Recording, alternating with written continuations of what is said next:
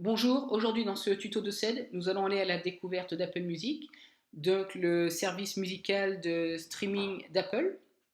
Ce tuto a été réalisé sur un MacBook Pro Retina 13 pouces, cadencé à 2,6 GHz et sous El Capitan version bêta.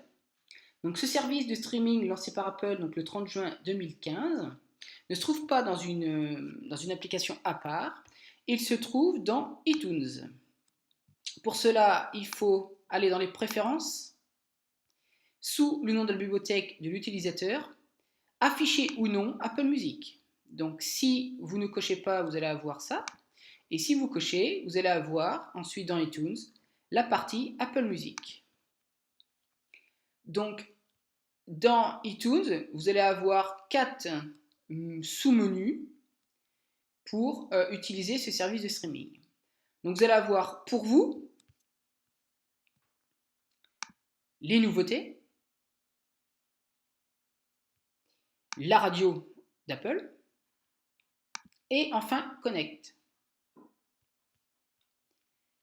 Pour pouvoir au départ utiliser ce service, il vous faut sélectionner donc vos goûts musicaux ainsi que vos artistes. Pour cela, vous allez dans le compte utilisateur d'iTunes et sélectionner vos artistes. Vous allez avoir des bulles à placer dans un cercle où il y a marqué vous. Vous pouvez donc réinitialiser ou faire suivant.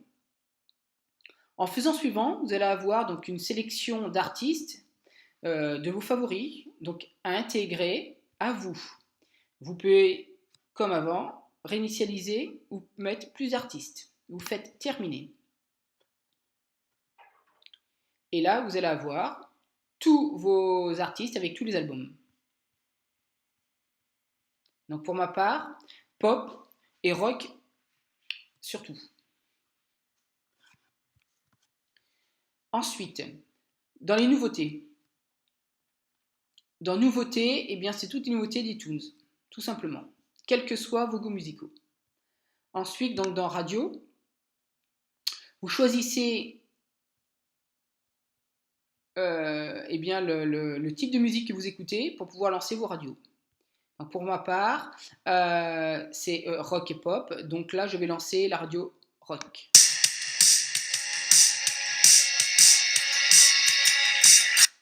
Vous pouvez donc avancer au titre suivant.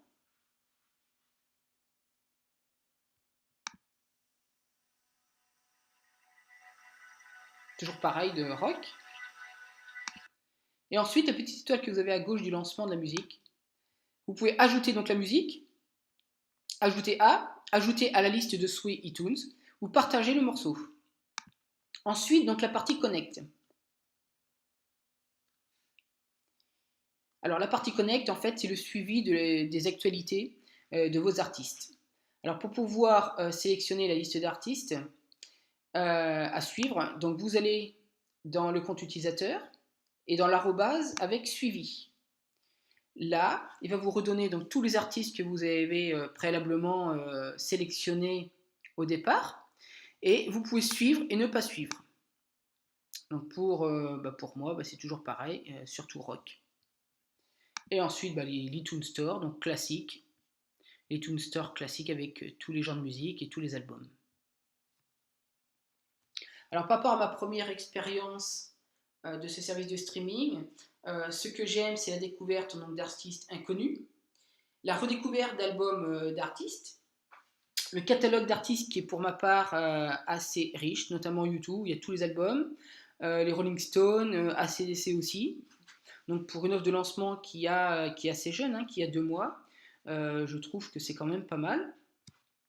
Ensuite, donc, vous pouvez écouter des albums en mode ligne, notamment sur l'iPhone.